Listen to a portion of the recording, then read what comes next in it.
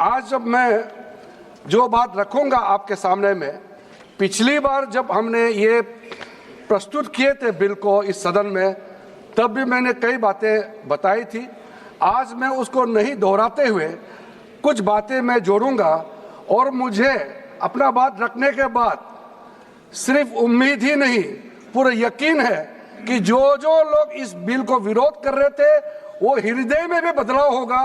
Positive सोच के साथ इस बिल में सब समर्थन करेंगे, ये मैं विश्वास के साथ आप आगे अपना बात रखना चाहता हूं। क्योंकि मैं पॉजिटिव नोट से बात रखना चाहता हूं, तो इसलिए एक मेरे जो मन की बात है मैं कहना चाहता हूं, तो इससे अच्छा संदेश जाए। किसी की बात कोई, अध्यक्ष महोदय, किसी की बात कोई बदगुमा ना समझे, इस जमीन का दर्द कभी आसमान ना समझेगा। ये मैं दिल से कह रहा हूं, क्योंकि अच्छा सोच के साथ, बड़ा दिल के साथ, खुले मन से मैं ये प्रस्ताव आपके सामने में पेश कर रहा हूं। सर, कई लोगों ने अपने अपने तरीके से बातें रखी हैं। किसी ने कहा ये प्रावधान अनकॉन्स्टिट्यूशनल है, गैर संवैधानिक है।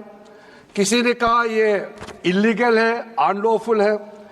सर, ये बिल जो हम लोग जिक्र कर रहे हैं कोई नया विषय नहीं है। आज़ादी से पहले ये बिल, जब पहली बार मुसलमान वक्फ वैलिडेटिंग एक्ट पास किया गया था 1913 में, तब से इसका इतिहास शुरू होता है। उससे पहले प्रिवी काउंसिल ने 1894 में इनवैलिडेट किया था वक्फ अल औलाद को।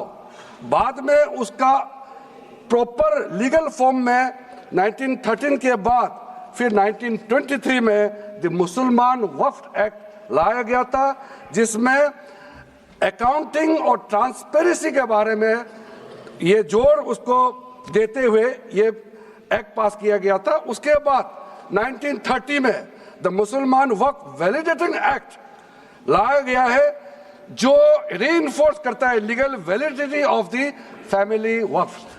परिवार में जो वक्फ होता है उसको जोड़ देते हुए ये बिल लाया गया है।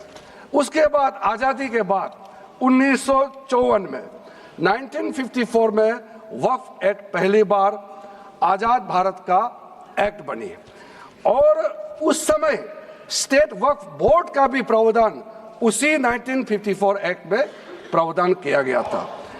उस समय से लेकर के कई संशोधन के साथ में 1995 में व्यापक रूप से ये वक्फ एक्ट बनी है। तो उस समय किसी ने नहीं कहा कि ये एक्ट अनकॉन्स्टिट्यूशनल है, किसी ने नहीं कहा उस समय ये अनलॉफुल है। आज जब हम उसी बिल को सुधार के ला रहे हैं, तब आपको ये अनकॉन्स्टिट्यूशनल, अनलॉफुल का ये शब्द इस्तेमाल करने का आपको ये नौबत कैसे आया? ये सोच क्यों आया?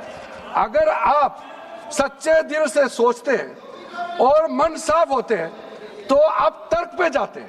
इस संशोधन बिल में जो जो तर्क है आप उसमें बात कीजिए। आप उसको छोड़ के जो कोई लेना देना नहीं है बिल में, उसका बात आप लेकर के लोगों को गुमराह करने का, बरगलाने का काम जो किया है, उसको मैं शुरू में साफ करना चाहता हूं।